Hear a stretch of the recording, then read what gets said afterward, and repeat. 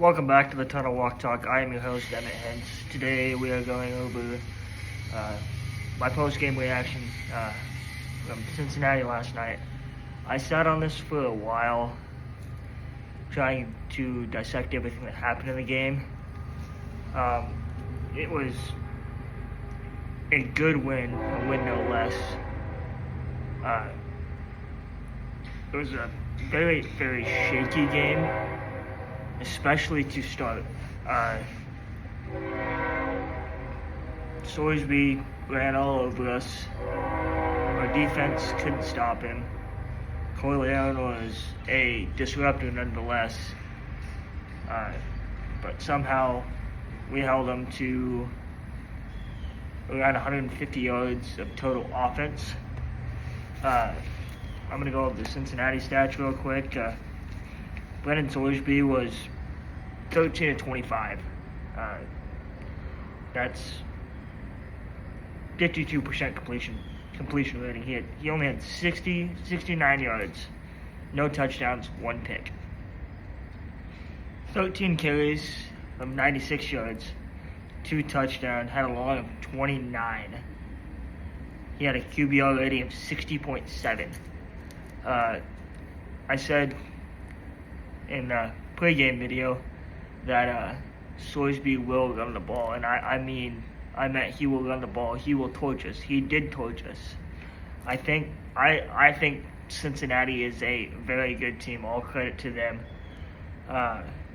Tyree Walker, 7 carries for 53 yards, no touchdowns. We pretty much shut him down for the most part, just like we did last year at Wisconsin when he was still there. Evan Pryor, I thought he would be more of an impact in this game than he was. He only had 5 carries for 29 yards. No touchdowns. Cyrus Allen had 5 catches, 41 yards, and 2 carries for 18 yards. He is a Texas A&M transfer. He was better than I thought he would be. Same way with 6'5" receiver Caldwell, the Lindenwood transfer. He's a physical guy. I'm surprised they didn't try to throw it up deep to him more. They tried right away, didn't work out, never went back to him. Joe Royer, he had 3 catches for 11 yards. I thought he was going to have a monster game against us. Caleb Goody had 1 catch for 5 yards and a fumble. The defense had 3 sacks, 6 TFLs, and only 2 passes defended, which is outstanding by our offense. Our offense looks very, very, very promising. I can't say one way or another right now, but the overhype, it's everybody says they're overhyped. They're not. This offense is going to be legit. It was first game jitters. It was first game of the season, nonetheless. I mean, go back to the Iowa State and K-State game in Dublin. There was 4 fumbles in the first half. There was 3 in the first quarter. It's just first game. All first games on the season. Let me rephrase that. Most first games in the season are pretty piss poor. A lot of them are just snooze fests. But that's besides the point. I still think we have potential to win 8, 9, even 10 games this year, depending on how our offense gels with Rocco Spindler and, God forbid, Elijah Pritchard gets in. Hopefully he improves. I was so high on him when he transferred in, and he has not panned out so far. It seems like anybody we get from the SEC just doesn't pan out. Offensively, I should say, other than offensive line-wise, I should say, because we got Michael Mazuka last year, didn't pan out, had a lot of off-field issues. The D-line was pretty shaky. I think there's a lot of potential there with Nweri. He was an absolute stud had a lot of good pressures. We started real slow. I mean, really slow. I expected that to happen. Going into Arrowhead Stadium. Thank God for Husker Nation pulling out strong. And 95% of Arrowhead Stadium was Husker fans. The running back room behind EJ is a very big question I have. EJ, outstanding day. Mekhi Nelson and Isaiah Mosey didn't do too well as everybody was hyping them up to be. I think they both have a lot of potential. They've never been in a college game before. They've never had a carry between at their time here yet. Isaiah Mosey is a freshman. I think Mekhi Nelson, he's in JUCO transfer. I think he redshirted last year. I think they both got a lot of upside to them.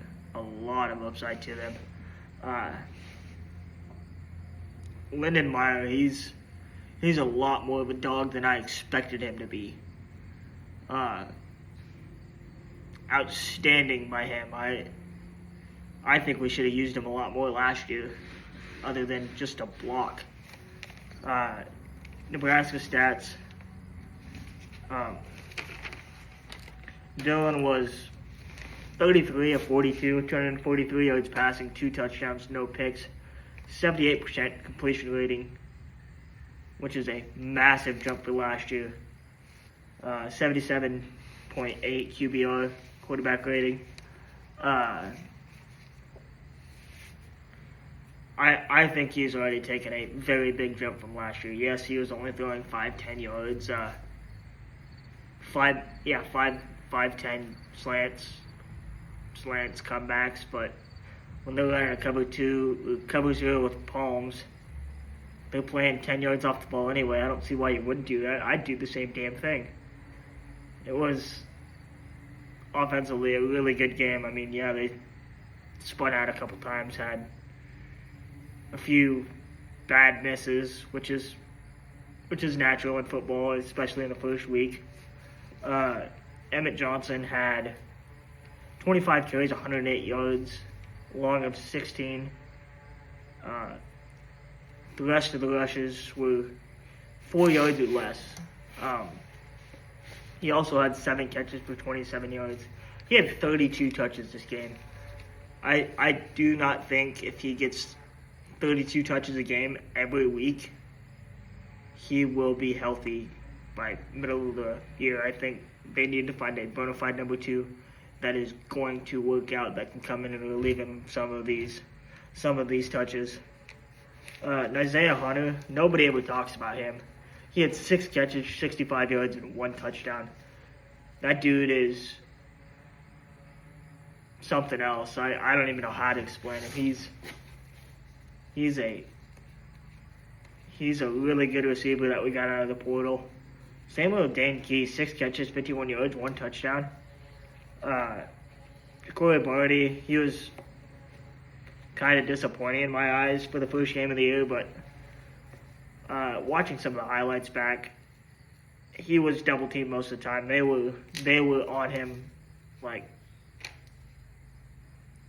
they were stuck on him the whole game. They wouldn't allow him to get much yardage. He had 5 catches for 27 yards, but then again, they were double teaming him the whole time. He broke away a couple times. Luke Lindenmeyer, 5 catches, 47 yards. We might have us a damn good tight end this year. We can use him a lot in the passing game, which would be nice. Few drags, slants, outs, couple short yardage plays. Throw him up to seam every once in a while. Take somebody out.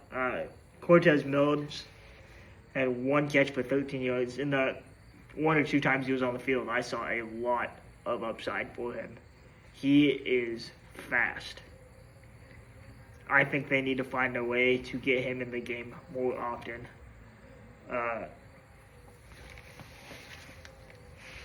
The line in this game, especially in this game, in the beginning of this game, it was like I said earlier, shaky. Uh, Elijah Pusher had the false start on, I think it was like 2nd and 1 on the goal line. Brought us back 5 yards, drive spun out, stalled out, kicked a field goal. Great for Kyle Kanan, we might have found a good ass kicker. Had a 52-yarder and something inside that. And then he was 100% on the day from field goal and extra point.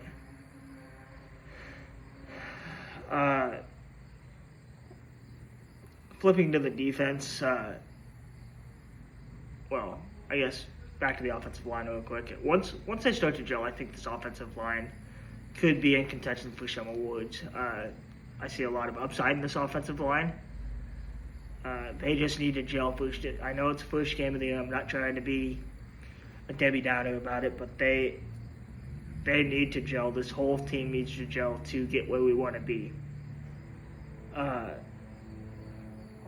Flipping to the defense, the secondary played outstanding. Deshaun McCullough, not Deshaun, he's linebacker. Deshaun Singleton, Malcolm Hartzog, Sierra Wright, Andrew Marshall. They didn't call Sierra Wright's name at all because he had him locked down. They didn't even try to go over to him. Andrew Marshall, I was excited about him when he transferred in from Idaho. Really, really, really high upside. I think he could be a pick one day in the draft. Deshaun Singleton was our leading tackler with 7 total tackles, three total tackles and a half a tackle for loss. The D line was questionable at times. I wouldn't say terrible, but they were definitely questionable. Not getting enough pressure. Williams Winery, he was outstanding. He had the highest PFF grade on the entire team at a 90.7, I think, which is outstanding. He had 6 total tackles, 2 solo, 1 tackle for loss, and pass defended, which you don't see much out of a D end, especially of his caliber and his size. Yeah, he's outstandingly athletic. I can see why he was a 5-star coming out of high school. I do not know why Missouri didn't use him as much as they should have. I see a lot of upside in this defense. Besides stopping the QB run, I said that would be an issue. Jaden Mayava, the USC quarterback, we weren't able to stop him at all last year. He tucked it and ran. Brennan Sorsby last night tucked it down and ran. He ran all over us. Marquise Buford had 5 total tackles. And Vincent Shavers had 3 tackles, 1 solo, and 1 forced fumble. He is a force to be reckoned with. He forced a fumble on Caleb Goody. I think it was in the second quarter, I believe, if I remember right. That was a hard hit. He needs to be on the field more often than he was last night. He was not on there as much as he should have been. Malcolm Hartzog, 1 tackle, 1 pass defended, 1 pick. He sealed the game for Nebraska. Going into with about 5 minutes left when we punted the ball, I was getting nervous after they came back and scored that touchdown with Sorsby. I was nervous. They were driving, and with 30 seconds left in the game, he threw it up, and which I don't know why he would have thrown it up. I think they should have just ran the damn ball, tucked it, ran it with him, and got out of bounds and kicked the damn field goal and sent it into overtime, which I would have been biting my nails here the whole time. We have not won an overtime in quite a long time. In fact, we haven't won a season opener since, I think, 2016, I believe. It might have been sooner than that, maybe 2020, 2021. But this team is something special this year.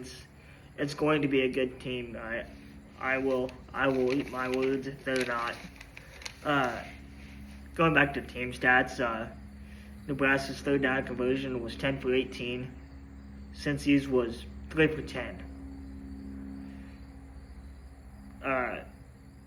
Fourth down, Nebraska was 1 for 2. Cincy was 2 for 2. Penalties, 3 for 27. A false start by Elijah Pritchett, and the defensive holding call on Malcolm Hartzog right before he got the pick. I was getting ready to say get his ass off the field. He's a liability, but I'm glad I didn't say that. And then one of the offensive linemen got an unnecessary roughness call, which I thought was a whole lot of bullshit. Since he was 4 for 20, they had 4 false starts. Joe Cotton had 3 of the 4, I think. We dominated them in time of possession. We had the ball for 39.5 minutes.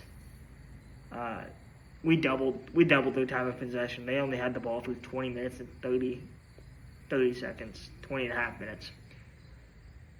Like I said, this team is something else. I think if we continue to play like that and get to where we can game control the clock, we're going to win a lot of close ball games this year. Special teams, Archie has a damn leg under him. I am genuinely shocked with him. I knew he was going to be good. I didn't know he had that good of a leg, though. He pinned him inside the 20-yard line 4 times, I think. Inside the 10 twice. The return team, it was nothing special. It was just the returners were smart. They didn't try to force anything that wasn't there. They weren't conservative by any means. They were very, very aggressive. They were not conservative with fair catches. They fair caught it and let it go out of the back of the end zone when it was necessary. There's no point in trying to return it 10 yards deep in the end zone. My final thoughts on this game, this team has a lot of potential. If we can stay consistent, we can at least hit our floor, which I think is 8-4.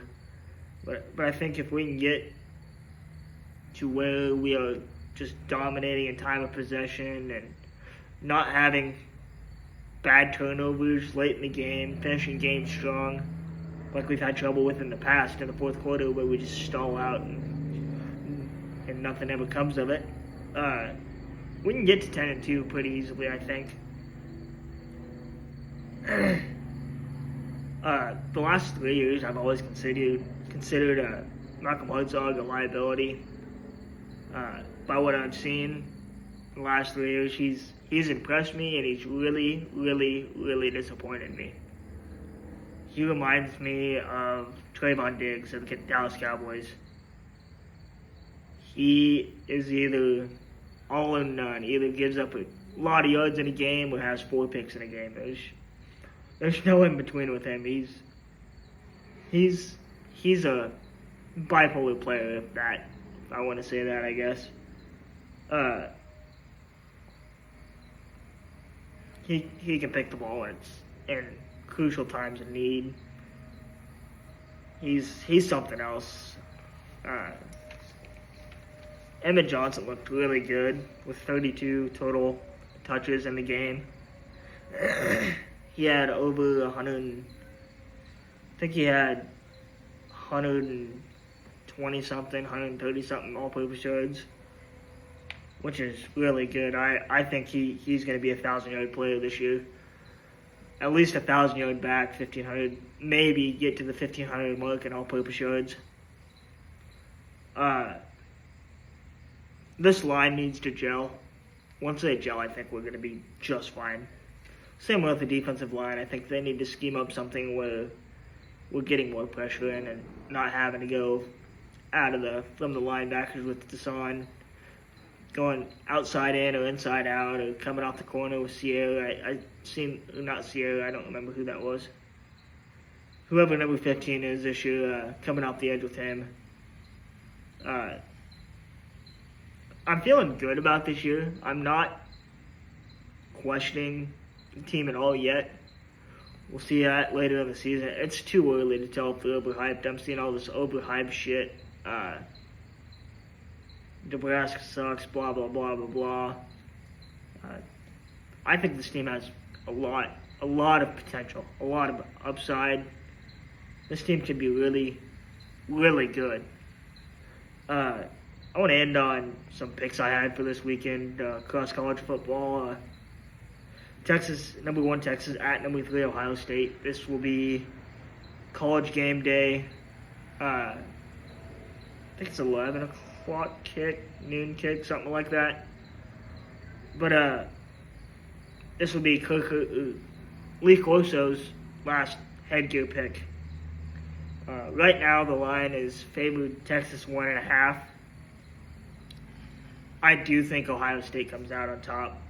I think the shoe will be too much pressure for Arch Manning in his first ever full season starting.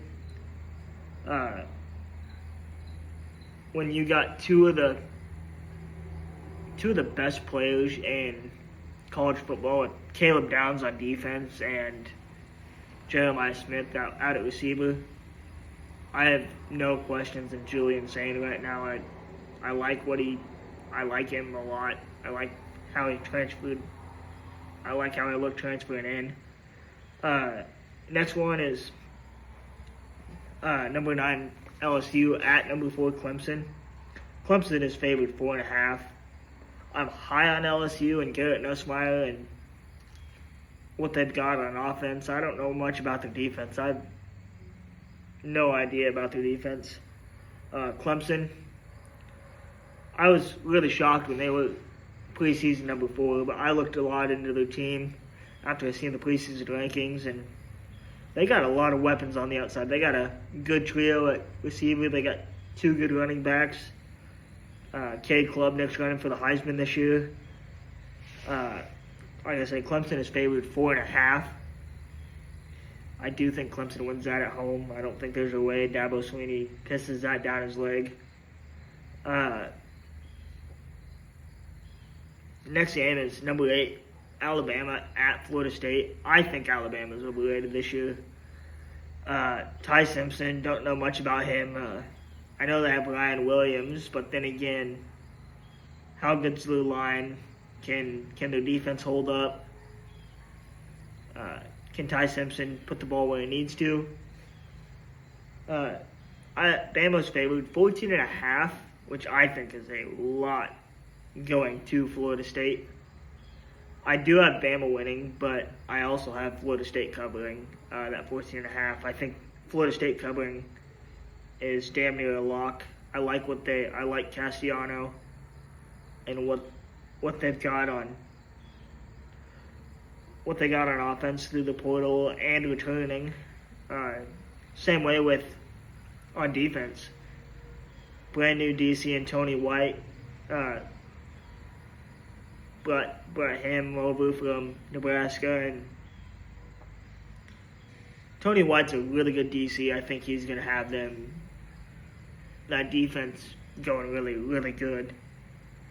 App State at Charlotte, group of 5 teams. App State's favored 3.5. I think this is going to be one of the best group of 5 teams this year. One of the best group of 5 games this year, I should say. This week, more or less. App State's favored 3.5. I am going to take App State to go into Charlotte and beat the 49ers. Auburn at Baylor. Auburn's favored 1.5. I don't have any faith in Auburn to win that.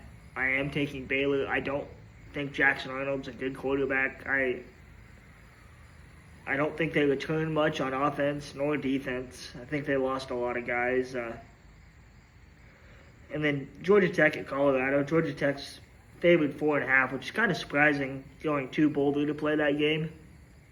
I think Haynes King and company is going to come in and wax their ass. I don't think this is going to be a close game. The running back's going to run all over that defense. Caden Salter, there's a reason why he wasn't starting at, I think, Liberty. Maybe he was. He was starting at Liberty.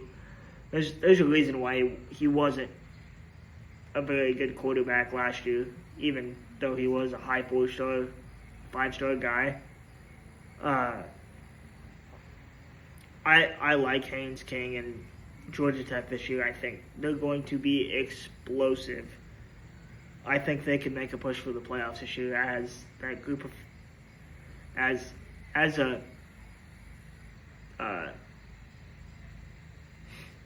ACC wildcard did. Next one is Utah at UCLA. Utah's favored 5.5. No faith in Nico and UCLA and company. I know it's at the Rose Bowl, which is a really, really tough place to come in and play. But I do have Utah squeaking it out and having UCLA cover that 5.5. I think this is going to be a close game. I think it's going to be decided by 3 or less, come down to the final minute type game. TCU at North Carolina is the next one. TCU's favored 3.5. Bill Belichick coming in his first year. Gio Lopez was just named the starter over there at North Carolina. Transfer in from Group of 5 team. I don't think they have what it takes to beat TCU this year. I like what they got. I have TCU winning. I don't think North Carolina will cover. There's a lot of really good games this year. This year for week 1, I was kind of surprised with how many top 25 games there were in the non-conference already. It's crazy to have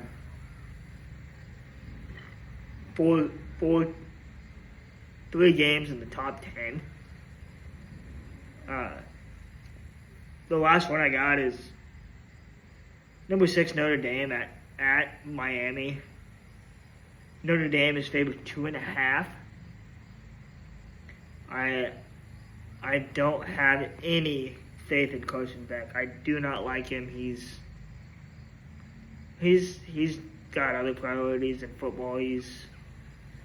And on top of that, Miami lost everything at receiver. Everybody either transferred out or went to the draft. No Xavier Restrepo this year. Nobody like that.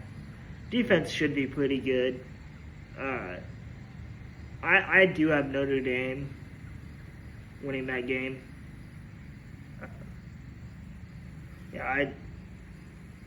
This week is going to be interesting. There's going to be a lot of upsets, I think.